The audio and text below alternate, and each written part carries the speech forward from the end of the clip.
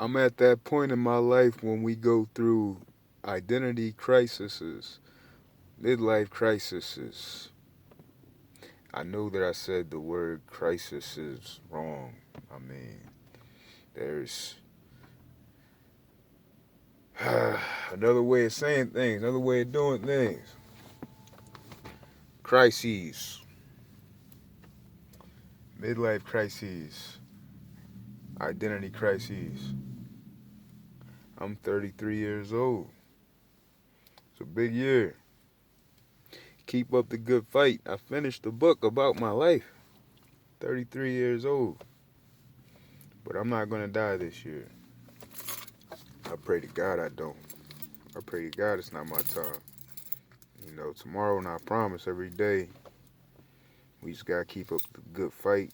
Keep God first. Finish the race. Everything that happens doesn't happen on our own time just because we think that it's going to happen at this time. I started boxing when I was 24, 25, competitively. Had my first match. I was old to start. And now, 33, I still ain't made my professional debut. I fought in 2 Olympic qualifiers, fought in Golden Gloves championships. I found out this year, my 33rd year, after I did my ancestry, when all my family that I didn't know reached out to me, I found out that I'm cousins with legendary champion, 5 division world champion, Thomas the Hitman Hearns, the Motor City Cobra. Y'all don't know about the Motor City, that's Detroit. He wasn't born in Detroit, but that's his city. He moved to Detroit, he took over Detroit. Detroit became Cobra City. That name, he wasn't the first to have. Ezra Charles, the Cincinnati Cobra, Cincinnati, Ohio. Ezra Charles was a great heavyweight champion. He was a lighter heavyweight. He was kind of like an Evander type, Vander Holyfield. He fought heavyweight at 186 pounds, 182 pounds, and he was mobile and he was elusive, fighting against those bigger guys, the Joe Lewises and the Jersey Joe Walcotts, the Archie Moores of the day. Man, Ezra Charles was a hitman. Ezra Charles actually killed somebody in the ring, like Sugar Ray Robinson did. Boxing is not a sport that you play around with. It's not a sport that you take lightly. You have to train. You have to be committed. When I say committed, I don't mean committed to a hospital, but you got to be crazy to do this. You got to be crazy to stick with it. You got to be crazy to be dedicated enough to be successful enough to actually be a champion. You got to really, really invest everything into this. You can't be a part-time fighter. Coach Doug said that. Coach Doug, the first coach that invested any kind of time, any kind of attention, any kind of notice into me as a boxer. When I first came into the Hicks Center and I was hitting the speed bag, we had differences of opinion and, didn't work out. Coach Ron Horn, rest in peace, he really invested time, really was committed to me as a fighter. You gotta have direction from strong leadership mentors to guide you that actually care about your success as much as you do. When you're an adult and you start fighting late, and you want to make a go of it, you want to be successful, you can't wait on anybody. Coach Ron told me that. Coach Ron said, "Don't wait on them. We can't wait on coaches."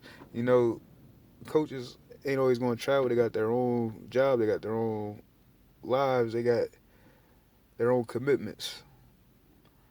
So I was able to get out to Colorado. I was able to fight in the first Olympic qualifiers 2015 for the 16 games in Rio. Didn't make the team. Did fight in Philly. I lost. Went down to Memphis to try to get into that. Every day it's another battle, and we just gotta stay focused. We gotta stay committed. I'm here at Schuler's before the Golden Gloves in 2018. After Coach Ron passed away, I was training here with Marty Schuler, James Schuler brother, and Pee Wee, Coach Pee Wee, who trains out of here. I called Pee Wee up to train me again. This week, it's going to be a full week of training. I could be at work. This week, there's a full week's worth of work down at the port. But the Port-City Cobra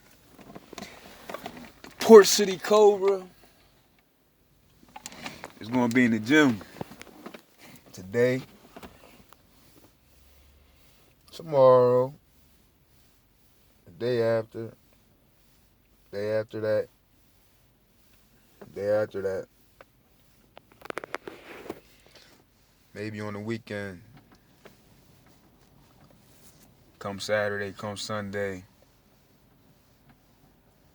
I'll be down at the port again if we got work.